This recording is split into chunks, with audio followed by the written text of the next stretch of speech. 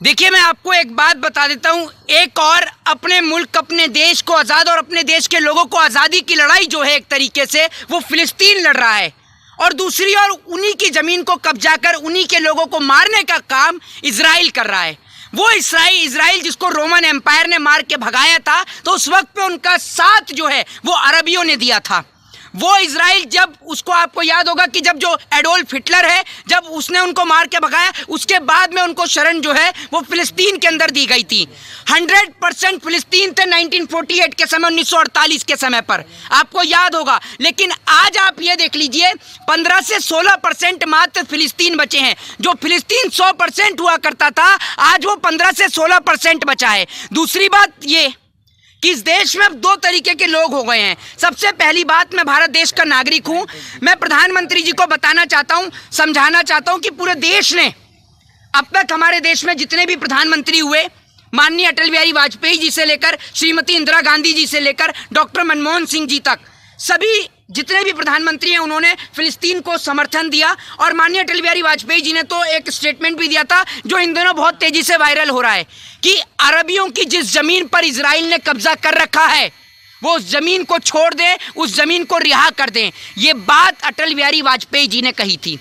उसके बाद आपने देखा मनमोहन सिंह जी, उन्होंने भी फिलिस्तीन को समर्थन दिया। लेकिन आज सबसे बड़ी बात यह है कि हमारे देश के प्रधानमंत्री नरेंद्र मोदी जी आखिर इजराइल के साथ क्यों खड़े हैं, जबकि पूरा मुल्क और पूरा ये विश्व ये बात जानता है कि इजराइल ने फिलिस्तीनियों की ज़मीन पर, यानी अरबियों की ज़मीन पर कब्जा करने का काम किया, उनके बच्चों को मारने का काम किया, उनके बच्चों को तोप से उड़ा दिया, उनके परिवार के लोगों को मार दिया गया। कई आपने देखा होगा कि बच्चों की तस्वीरें जो हैं वो वायरल हो रही है, कुछ ही बच्चे उसमें दिखाई दे रहे हैं, लेकिन बहुत संख्या में इजराइल ने छोटे छोटे बच्चों को मारने का काम किया। जी, मैं आपको वही बता रहा हूँ कि जो छोटे छोटे बच्चे हैं उनको मारा जा रहा है। तो एक बात मुझे बताइए कि एक और, तो आप कहते हैं कि जो इजराइल के जो यहूदी हैं वो कहते हैं कि मस्जिद अक्सा उनकी एक पवित्र जगह है, तो क्या उस पवित्र जगह के लिए किसी महिला का या छोटे छोटे बच्चों का खून बहाना जायज है?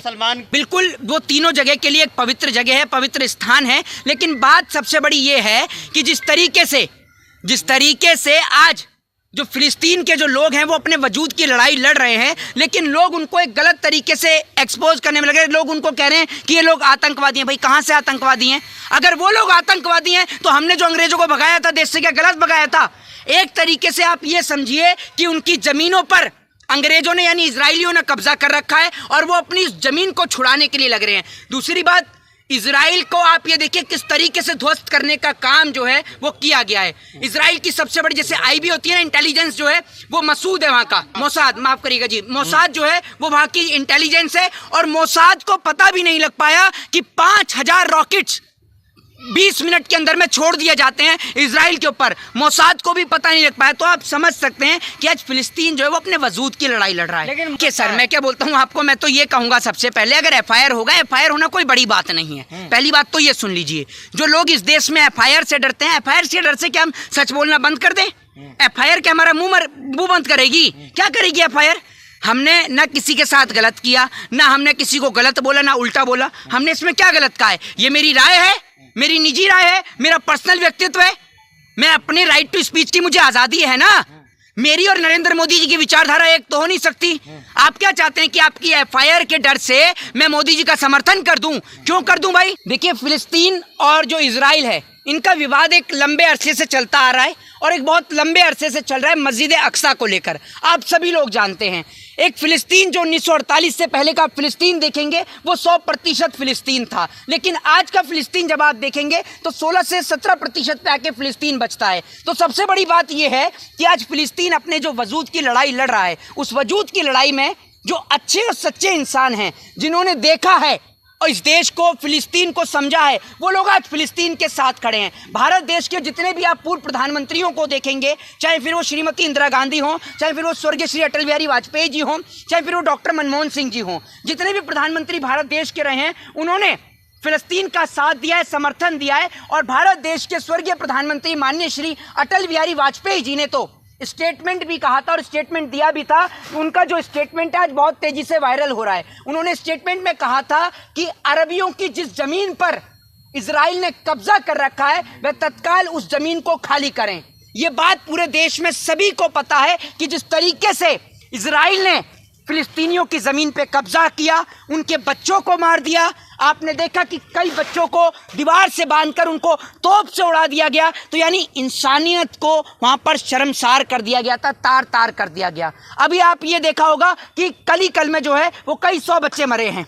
आप ये सोचिए और देखिए कि एक समय में कितने बच्चों की हत्या हो रही है, जिन बच्चों का कोई दोष नहीं है। वो आम नागरिक जिनको पता भी नहीं है, वो छोटे छोटे बच्चे जो जानते भी नहीं है कि किस बात की बमबारी हो रही है, उनको ये भुगतान भुगतना पड़ रहा है। जो लोग भारत से जाना चाहते हैं, मैं उनको कहना चाहता हूं कि मेरे प्यारे भाइयों, भारत से इजराइल जाने से अच्छा है कि भारत से अरुणाचल प्रदेश के बॉर्डर चले जाएं।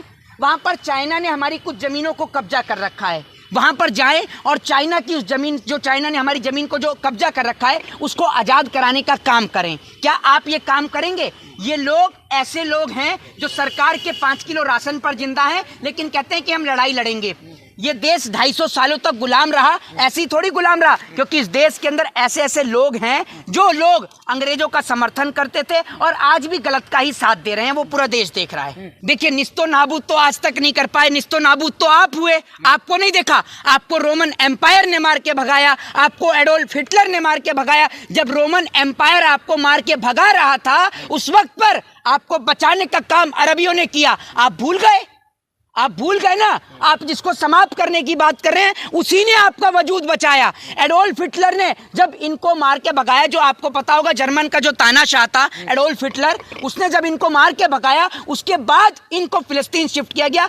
फिलिस्तीन के अंदर ये रिफ्यूजीज के तौर पर रहते थे, यानी शरणार्थी के तौर पर रहा करते थे। आपको एक बात बता दूं, आज ये फिलिस्तीन के ऊपर कब्जा करना चाह रहे हैं, उनके लोगों की जमीन को कब्जा कर रहे हैं, उन्हीं के लोगों को मार रहे हैं, जबकि जिनकी जमीन है, जिनका पूरा हक है, उन्हीं को आप लोग मार रहे हैं। ये कहां का न्याय है, बताइए ना?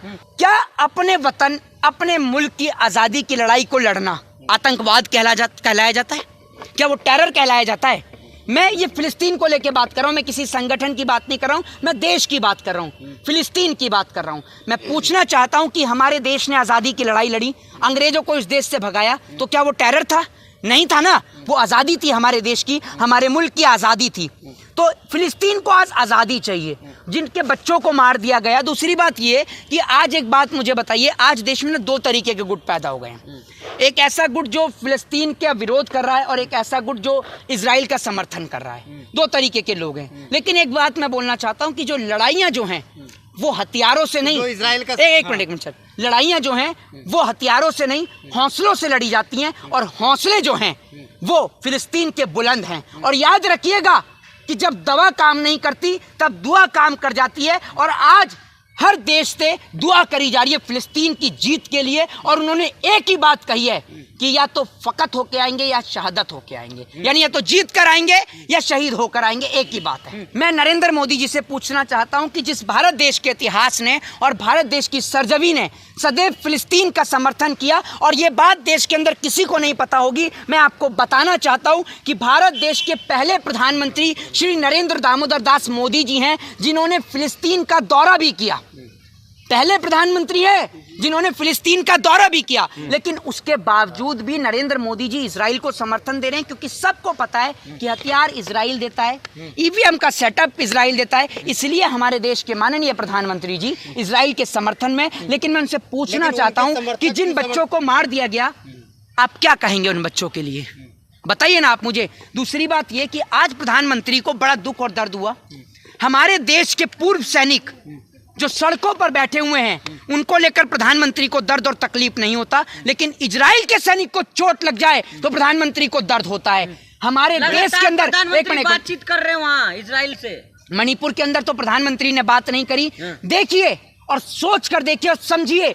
देश की जनता को आज समझने की जरूरत है कि हमारे देश का एक महत्वपूर्ण हिस्सा मणिपुर जब जल रहा था, हमारे देश का प्रधानमंत्री विदेशी यात्रा कर रहा था, अमेरिका का दौरा कर रहा था, मिस्र की मस्जिद का दौरा कर रहा था। आप सभी ने देखा होगा। लेकिन आज जब इजराइल जल रहा है, तो हमारा प्रधानमंत्री, सुन लीजिए, हमारे प्रधानमंत्री कॉल कर करके पूछ रहा है क्या चल रहा है, क्या दिक्कत है, मैं मदद करूं। भाई क्या तुम किस मिट्टी के बने हो? हमारे देश की बहन बेटियों को निर्वस्त्र कर दिया गया मणिपुर में, तब आप नहीं बोले, तब आपने चुप्पी साधे रखी। मणिपुर पर आपके मुंह से 160 दिनों तक आवाज नहीं निकलती है। नहीं, मैं आपको एक चीज बता देता हूं, जैसे आपको बताता हूं कि अफगानिस्तान जो कि मुस्लिम कंट्री है, उसने भी कही है इस बात के लिए, और जॉर्डन को, और जो बीच में एक और देश पड़ता है इराक या ईरान, उससे बात भी कही है कि आप मुझे वहां पर जाने की इजाजत दीजिए।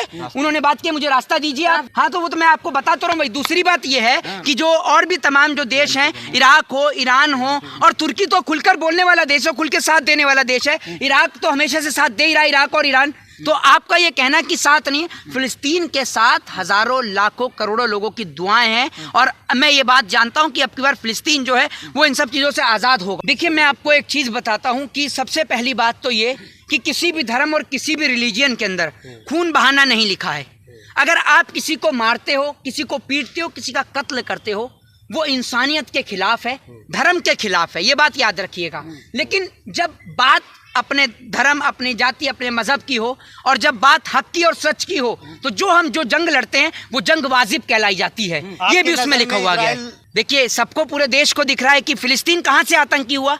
जिनके छोटे छोटे बच्चों को उड़ा दिया गया, नहीं, जिसको छोटे छोटे बच्चों को जिनके उड़ा दिया गया, वो आतंकी हो सकता है। जिसने, मैं फिलिस्तीन के समर्थन में, वो इसलिए क्योंकि वो फिलिस्तीन जिसने इजराइल को शरण देने का काम किया, यहूदियों को शरण देने का काम किया, उनको शरणार्थी के तौर पर रखा, रिफ्यूजीज के तौर पर रखा, और आज वही लोग उनको मारने का काम कर रहे हैं। दूसरी बात, नहीं सर, मैं भारत के खिलाफ नहीं हूँ, मेरी एक पर्सनल राय है। क्या अटल बिहारी वाजपेयी जी भारत के खिलाफ थे? अटल बिहारी वाजपेयी जी भारत के खिलाफ थे? मैं आपसे पूछता हूँ, मेरे को एक शब्द में जवाब दीजिए, हाँ या ना? हाँ या ना? उस समय मैं आपसे पूछता हूँ, हाँ या ना? सिर्फ एक शब्द में जवाब दीजिए। जो समय वो उस वक्त था, उस वक्त भी आज भी वही समय है, सेम स्थिति बनी हुई है, सेम परिस्थिति बनी हुई है। बिरयानी तुम्हारे चाचा खा रहे हैं, मोदी जी पाकिस्तान की हैं, और हमें कह रहे हो कि हम पाकिस्तान के साथ। भैया मेरी बात सुन लीजिए, इस देश के अंदर और उस देश के अंदर, यानी सरहद पार की ओर और सरहद के इस पार की ओर, दोनों लोगों को डराया जाता है। भारत को डराया जाता है पाकिस्तान के नाम पर, पाकिस्तान को डराया जाता है भारत के नाम पर। एक बात मुझे बताइए, अगर एक चीज भी रुकी हुई हो, पाकिस्तान से व्यापार पहले भी होता था, आज भी होता है। पाकिस्तान के खिलाड़ी आज भी इंडिया में खेलने आते हैं, इंडिया के खिलाड़ी आज भी वहां जाते हैं। हमारा धर्म जो है वो सब धर्मों का सम्मान करना सिखाता है। मैं किसी देश को ऊंचा या नीचा नहीं दिखाता। मैं ये कहता हूं कि इजराइल को आज भी फिलिस्तीनों के पास पैर में जाके उनके माफी मांगनी चाहिए, और उनको अपनी गलती का एहसास होना चाहिए। समझ रहे हैं? और गलती का एहसास सबसे बड़ी चीज होती है। और जो मस्जिद अक्सा है वो फिलिस्तीन के लोगों को सौंप दी जानी चाहिए। जय हिंद, जय भारत।